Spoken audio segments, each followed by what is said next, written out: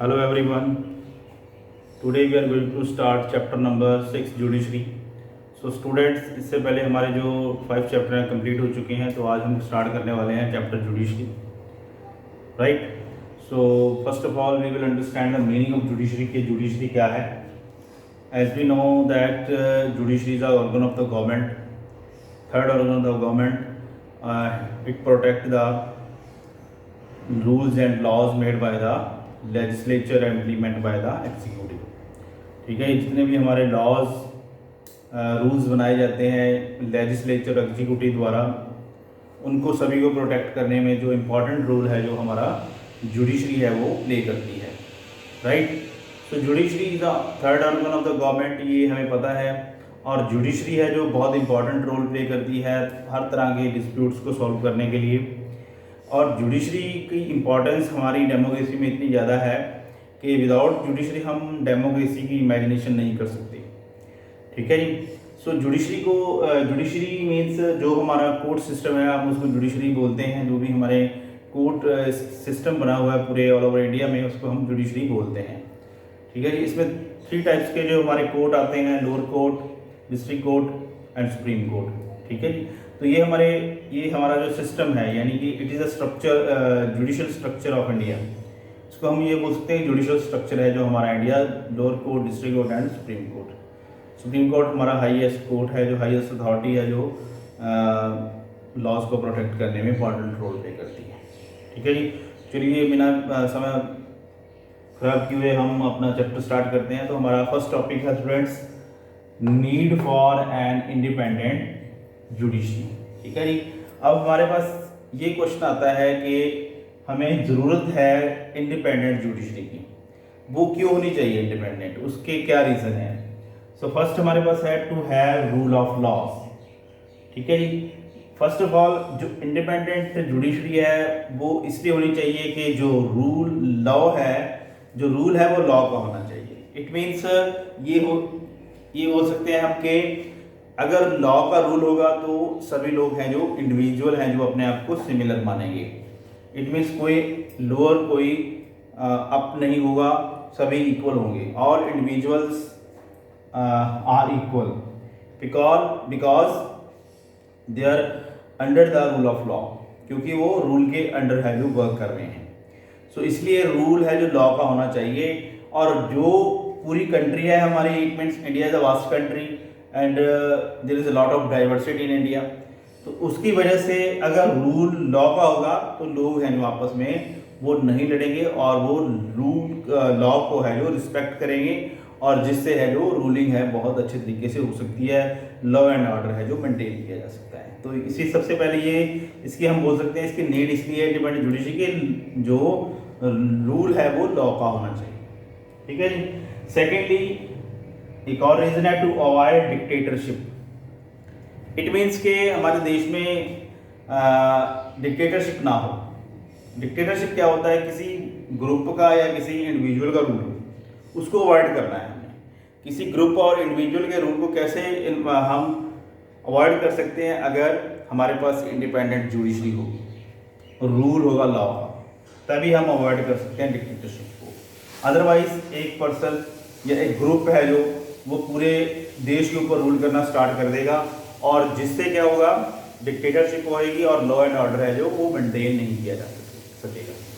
सो इसीलिए जरूरी है और डिक्टेटरशिप को अवॉइड करना, दूर करना, उसके खतरे से बचे रहने के लिए हमें इंडिपेंडेंट जुडिशरी की ज़रूरत है.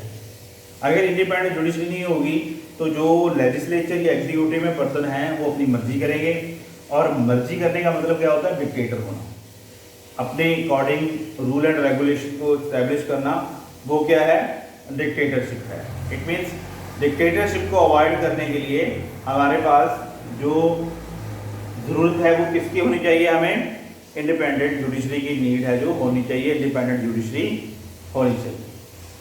Right everybody. उसके बाद नेक्स्ट आ जाता है हमारे पास टॉपिक, हमारा जो सेकंड टॉपिक है. Second topic is independence of judiciary. इसमें सबसे इंपॉर्टेंट बात यह आ जाती है कि जो हमारी जुडिशरी है वो बिल्कुल इंडिपेंडेंट होनी चाहिए. ठीक है जी. इट मीन्स वो उसके रूल है जो वो कोई भी एक पर्सन है जो वो ना उसको इंडिपेंडेंट जुडिशरी मीन्स कि जो जुडिशरी है वो बिल्कुल न्यूट्रल होनी चाहिए, पूरी तरह से इंडिपेंडेंस होनी चाहिए। फर्स्ट हमारे पास इसके लिए पॉइंट आ जाता है no restrain to do justice. It means अगर कोई भी पर्सन ने जस्टिस लेना है, उसके साथ जस्टिस नहीं हुआ, वो जस्टिस तभी हो सकता है अगर उस जस्टिस लेने में कोई रेस्ट्रेन ना हो, यानी कि कोई रुकावट ना हो। विदाउट किसी रुकावट, विदाउट किसी रिस्ट्रिक्शन के वो जस्टिस ले सके। इसीलिए इंडिपेंडेंट जुडिशरी की जो इंडिपेंडेंस होनी बहुत ज़रूरी है। ठीक है जी। अगर जुडिशरी इंडिपेंडेंस नहीं होगी तो कोई भी पर्सन अपनी आवाज़ नहीं उठा पाएगा। अगर वो अपनी वॉइस नहीं उठा सकता, अपने लिए बोल नहीं सकता, तो इट मीन्स जुडिशरी की इंडिपेंडेंस नहीं है। राइट। सेकेंड आ जाता है नो इंटरफियरेंस। ठीक है। नो इंटरफियरेंस मीन्स ना तो उसमें लेजिस्लेचर इंटरफेरेंस कर सकता है, ना एग्जीक्यूटिव कर सकती है। लेजिस्लेचर का कोई भी इंटरफेरेंस नहीं होता इंडिपेंडेंट जुडिशरी में, वो बिल्कुल न्यूट्रल होती है। ठीक है। उसमें उसका कोई भी रोल है जो नहीं होता इंडिपेंडेंस जुडिशरी में। जुडिशरी अपने वे से, अपने तरीके से न्यूट्रल होकर वर्क करता है। वो कभी भी किसी प्राइम मिनिस्टर या किसी मिनिस्टर से डिस्कशन नहीं लेता कि हमने ये वर्क करना है या हमने ये वर्क करना है, हम ये कर सकते हैं या नहीं। ऐसी परमिशन लेने की कोई भी ऐसी हमारे पास प्रावधान नहीं है। इट मीन्स जुडिशरी है जो बिल्कुल इंडिपेंडेंट है, उसमें कोई भी इंटरफेरेंस नहीं कर सकता। अगर इंटरफेरेंस करेगा तो जुडिशरी है जो वर्क नहीं कर पाएगी properly. Right. To perform function without fear. Third point आ जाता है हमारे पास to perform function without fear. It means judiciary है जो वर्क करती है तो अपना वर्क कैसे करती है, किसी भी डर के बिना, विदाउट एनी फियर। ठीक है जी। अगर उसके पास कोई भी इशू आ जाता है related to states, related to ministers, related to legislature, कोई भी बड़े से बड़ा इशू उनके पास आ जाता है, तो वो ऐसा नहीं है कि उनको डर होगा किसी का, या प्राइम मिनिस्टर का डर होगा, या प्रेसिडेंट का, या किसी अदर मिनिस्टर का डर होगा। ऐसा कुछ नहीं है। वो अपने तरीके से काम करेगी, जैसे उसको सही लगेगा वैसे ही वर्क करेगी। वो किसी से डिस्कशन नहीं लेगी। ठीक है जी। तो जुडिशरी है विदाउट फेयर वर्क करती है, क्योंकि जो उनके जो जजेस होते हैं उनका टेन्योर होता है जो फिक्स होता है। ठीक है। उनकी सैलरीज फिक्स होती हैं, तो ऐसा कुछ नहीं है कि वो डिपेंड होंगे किसी के ऊपर जिसके वजह से उन्हें डरना पड़ेगा। तो जुडिशरी क्या करती है, विदाउट किसी भी फियर के, विदाउट किसी डर के, वो अपना वर्क है प्रॉपरली करती है। ठीक है जी। जैसे हमारा देश जब से ज़्यादा हुआ है तो तब से हम देख रहे हैं कि जुडिशरी हमारी इंडिपेंडेंट रखी हुई है उन्होंने, तो वैसे ही वर्क कर रही है, इंडिपेंडेंटली वर्क कर रही है। इसीलिए लोगों का जो फेथ है वो जुडिशरी के ऊपर बना हुआ है एज इट। जुडिशरी सबसे सुप्रीम है। अगर कहीं से भी हमें जस्टिस नहीं मिलेगा तो जुडिशरी जस्टिस जरूर मिलेगी। राइट। सो जुडिशरी है जो विदाउट फियर है जो अपना वर्क अपने तरीके से करती रहती है। ठीक है जी। सो नेक्स्ट हमारे पास थर्ड टॉपिक आ जाता है इंडिपेंडेंस जुडिशरी इन इंडिया। ठीक है जी। तो यहाँ पे हम तो बात कर रहे थे ऑल ओवर जुडिशरी के वर्क की। जुडिशरी ऐसी होनी चाहिए, जुडिशरी इसलिए नीड है उसकी कि रूल ऑफ लॉ होना चाहिए और इंडिपेंडेंट जुडिशरी होनी चाहिए। अब हम बात करते हैं इंडिया की, independence judiciary in India. India में हम कैसे बोल सकते हैं कि जुडिशरी है जो इंडिपेंडेंट है, उसकी में किसी का भी रूल नहीं है या उसमें कोई भी इंटरफेरेंस नहीं कर सकता। So how can we say that कि Indian judiciary is independent body. So यहाँ पे हमारे पास बहुत सारे टॉपिक्स हैं, बहुत सारे पॉइंट्स हैं जिससे हमें क्लियर हो जाएगा कि इंडियन है जो जुडिशरी है वो बिल्कुल न्यूट्रल जुडिशरी है, इंडिपेंडेंट जुडिशरी। तो फर्स्ट पॉइंट डिस्कस करते हैं हम, अपॉइंटमेंट ऑफ जजेस by president, no interference of legislature. It means यहाँ पे क्या है, जब भी अपॉइंटमेंट होती है जज की, तो जज की अपॉइंटमेंट कौन करता है, प्रेसिडेंट करता है। ठीक है जी। और जज की जो अपॉइंटमेंट करने की ड्यूटी प्रेसिडेंट को मिलती है, और प्रेसिडेंट है जो वो जज की अपॉइंटमेंट कैसे करता है, वो करता है सुप्रीम कोर्ट के जो चीफ जस्टिस हैं उसकी एडवाइस से है जो वो जजेस की जो अपॉइंटमेंट करता है। ठीक है जी। और इसमें लेजिस्लेचर की कोई भी इंटरफेरेंस नहीं होती। लेजिस्लेचर में हमारे पास हमारे जो मिनिस्टर्स हैं, प्राइम मिनिस्टर हैं, उनका कोई भी रोल नहीं होता। ठीक है। ये नहीं है कि लेजिस्लेचर का कोई भी पर्सन ये बोल दे कि जी इस पर्सन को जज बना दो या इसको चीफ जस्टिस बना दो, ऐसा कुछ नहीं है। लेजिस्लेचर की कोई भी इंटरफेरेंस नहीं होती, विदाउट एनी इंटरफेरेंस है जो प्रेसिडेंट है जो जज की अपॉइंटमेंट करता है। तो यहां से आप बोल सकते हैं कि इंडियन जुडिशरी है जो इंडिपेंडेंट है, राइट। सेकंड हमारे पास आ गया था पॉइंट फिक्स्ड 10 टर्म। अब जो भी जज है जो अपॉइंट होता है तो उसकी जो टर्म होती है बिल्कुल फिक्स होती है। ऐसा नहीं है कि विदाउट टर्म से पहले या टर्म के बाद उसको दोबारा से जज बना दिया जाए या टर्म से पहले ही उसको हटा दिया जाए, नहीं। उसकी जो टेन्योर होता है, उसकी जो जॉब का टाइम होता है वो फिक्स होता है, ठीक है जी। उसकी एज होती है, पर्टिकुलर एज होती है जिसमें उसने रिटायर होना है, 65, 66 ऐसी एज है जो जज की है जब वो रिटायर होता है, ठीक है जी। तो ऐसा नहीं है कि हाँ जी जैसे हमारी लेजिस्लेचर बॉडी है जब तक उनका मेजॉरिटी है तो उनकी टेन्योर है, जब मेजॉरिटी खत्म हो जाएगी टेन्योर खत्म हो जाएगी, ऐसा कुछ नहीं है। तो सिंपली ये बोल सकते हैं कि जज की जो टेन्योर है, जज का जो कार्यकाल है, जज की जो जॉब की वैलिडिटी है, टाइम है, वो फिक्स्ड है, उसमें कोई भी छेड़छाड़ नहीं कर सकता, राइट। उसके बाद थर्ड पॉइंट हमारे पास आ जाता है क्वालिफिकेशन ऑफ जजेस एंड लॉयर्स, ठीक है जी। जिसकी जो क्वालिफिकेशन है उसके अकॉर्डिंग है जो जज को अपॉइंट किया जाता है, राइट। अगर कोई लॉयर काफी टाइम लगा लेता है, अपने लॉ प्रैक्टिस कर लेता है 10 ईयर्स की, तो वो जज बन जाता है, ठीक है जी। तो फिक्स्ड है सब कुछ, क्वालिफिकेशन जज की है जो फिक्स्ड है। ऐसा नहीं है कि हाँ जी किसी भी पर्सन को कोई अगर लेजिस्लेचर का बंदा बोले कि इसको जज बना दो या ये लॉ लग जाए, नहीं। उसकी क्वालिफिकेशन बिल्कुल फिक्स होती है और क्वालिफिकेशन के अकॉर्डिंग ही है जो जज बनाए जाते हैं और जज हैं जो रिटायर किए जाते हैं according to the terms and condition. So यहाँ पे आप बोल सकते हैं कि Indian judiciary is totally independent judiciary, right. तो लास्ट पॉइंट हमारे पास ये आ जाता है, fourth point, no financial dependence, ठीक है जी। कोई भी फाइनेंशियल डिपेंडेंस नहीं है जज की लेजिस्लेचर के ऊपर।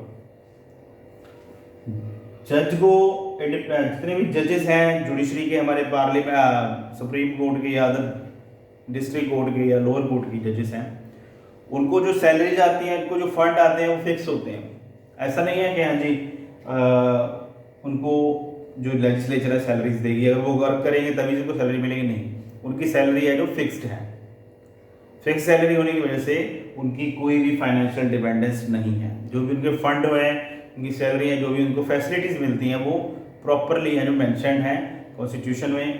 तो इस वजह से जो जज हैं हमारे न्यूट्रल रहते हैं, उनको किसी चीज़ का डर नहीं रहता, क्योंकि उनकी सैलरी है जो फिक्स्ड है और वो टाइम टू टाइम आती रहेगी। जैसे उन्होंने वर्क करना है वैसे वो पार्शली वे से ट्रांसपेरेंसी से है जो अपना वर्क है जो करते रहते हैं, ठीक है एवरीबॉडी। उसके बाद नेक्स्ट पॉइंट आ जाता है, फिफ्थ पॉइंट हमारा, no criticism by the parliament. अब जज है, जज कोई भी डिसीजन ले सकता है, किसी भी सरकार को डिसमिस कर सकता है, किसी भी मंत्री को हटा सकता है अगर उसकी प्रॉपर वे से प्रोसीजर है जो फॉलो किया जाता है। तो ऐसा पार्लियामेंट कभी भी नहीं कर सकती कि किसी भी जज को वो क्रिटिसाइज करे, ये गलत है ये ऐसा, या प्रेस में कॉन्फ्रेंस करके उसको क्रिटिसाइज नहीं कर सकती, या किसी भी आर्टिकल में, किसी न्यूज़ चैनल में ऐसा नहीं बोल सकते उनके खिलाफ। उनका वर्क है जो प्रॉपरली होता है, तो उनके बारे में कोई भी क्रिटिसिज्म नहीं कर सकता कोई भी, ना मीडिया कर सकता है ना पार्लियामेंट। किसी के पास अथॉरिटी नहीं है किसी भी जज को क्रिटिसाइज करने की या किसी भी कोर्ट के सिस्टम को क्रिटिसाइज करने की, किसी को पास भी परमिशन नहीं है, ठीक है जी। उन्होंने अपने तरीके से जैसे भी पार्लियामेंट में, जैसे भी हमारे कॉन्स्टिट्यूशन में जैसे भी आर्टिकल्स बने हुए हैं, अकॉर्डिंग टू उन्होंने अपने वर्क करना है, डिस्प्यूट है जो सॉल्व करने हैं। इस वजह से आप बोल सकते हैं Indian judiciary is a totally independent judiciary, right everybody. So these are the 5 points describe the independence judiciary in India. Independent जो, जिससे हम ये बोल सकते हैं कि जुडिशरी जो इंडिया की बिल्कुल इंडिपेंडेंट है, ये 5 पॉइंट डिस्कस करने के बाद, ठीक है। नेक्स्ट हमारा 4th टॉपिक आ जाता है अपॉइंटमेंट ऑफ जजेस। अपॉइंटमेंट ऑफ जजेस इट मीन्स के जज की जो अपॉइंटमेंट है वो कैसे की जाती है, उसका प्रोसीजर क्या है। पहले हमने थर्ड में पढ़ा कि इस टॉपिक में हमने डिस्कस किया कि कैसे जज को है जो प्रेसिडेंट है जो इलेक्ट करता है। अब यहाँ पे हम बात करेंगे चीफ जस्टिस ऑफ इंडिया की, ठीक है जी। तो चीफ जज है जो, जिसको सीजीआई भी बोला जाता है, चीफ जस्टिस ऑफ इंडिया, वो किसको बनाया जाता है? चीफ जस्टिस ऑफ इंडिया जो सीनियर मोस्ट जज होता है उसको ही चीफ जस्टिस ऑफ इंडिया बनाया जाता है, ठीक है जी। जो सबसे सीनियर जज होएगा सुप्रीम कोर्ट के, उसको चीफ जस्टिस बनाया जाएगा। और ऐसे चीफ जस्टिस है जो प्रेसिडेंट के द्वारा है जो अपॉइंट किया जाता है, राइट। उसके बाद आ जाता है हमारा अदर जजेस। अब अदर जजेस हैं जो, वो कैसे अपॉइंट किए जाते हैं? अदर जजेस भी प्रेसिडेंट के द्वारा ही है जो अपॉइंट किए जाते हैं। प्रेसिडेंट ही अपॉइंट करता है अदर जजेस को सुप्रीम कोर्ट के, बट वो क्या करता है? कंसल्टेशन लेता है with chief justice of India. It means उसकी एडवाइस, उसकी कंसल्टेशन के अकॉर्डिंग ही प्रेसिडेंट है वो अदर जजेस को अपॉइंट कर सकता है। ये नहीं है कि प्रेसिडेंट अपनी मर्जी से ही किसी भी पर्सन को अपॉइंट कर देगा, किसी भी पर्सन को जज बना देगा, ऐसा नहीं है। सिर्फ वो सीजीआई के कंसल्टेशन, सीजीआई के एडवाइस के अकॉर्डिंग ही जजेस को अपॉइंट कर सकता है प्रेसिडेंट। तो ये प्रेसिडेंट के पास अथॉरिटी है जजेस को अपॉइंट करने की according to the CGI consultation, CGI advice, right. तो स्टूडेंट्स, ये हमारा इसमें हमने 4 टॉपिक हैं जो कंप्लीट कर लिए हैं। Need of independent judiciary, independence of judiciary, independence of Indian judiciary, and appointment of judges, right everybody? So next video में next topics के साथ मिलते हैं। Thank you everyone.